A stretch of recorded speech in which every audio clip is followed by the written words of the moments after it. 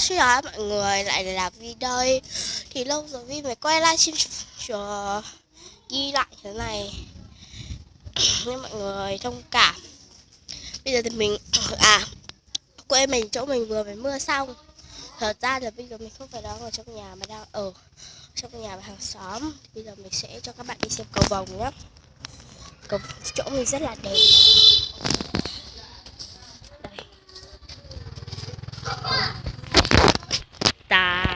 Đây là chính là cái cầu vồng. Đó, ở chỗ mình có cầu vồng này. Đó, mọi người thấy không? Cầu vồng rất đẹp. Ngược lại rồi.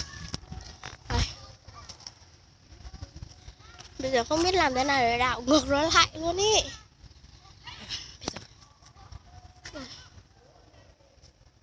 Đây là cầu vồng. Bạn thấy chưa? Đây này là cầu vồng này. Đó, cầu vồng bên đây nè. Cầu vồng đó. Đó, bây giờ chúng mình sẽ cấp bạn rõ nét hơn nhá.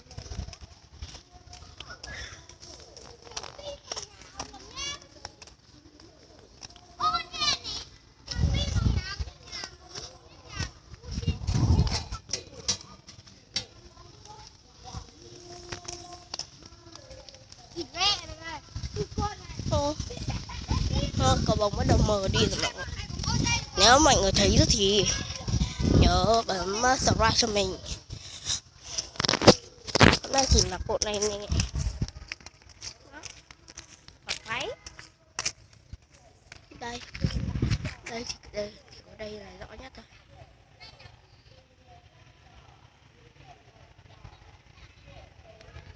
Đó, mình thấy rất là rõ đúng không? Đây, sang tận tít bên kia luôn này. Là phòng cầu vồng rất là đẹp.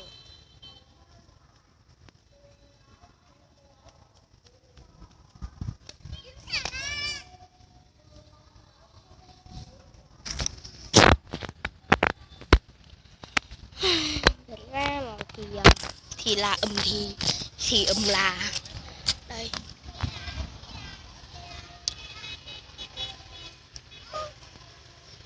Nó cầu vồng quê mình rất là đẹp. Nếu mà bây giờ rảnh rồi thì đợi mình một lúc.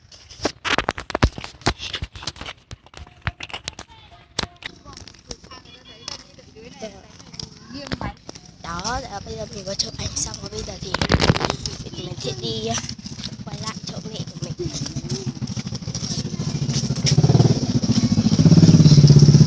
Người quay nhá, người quay.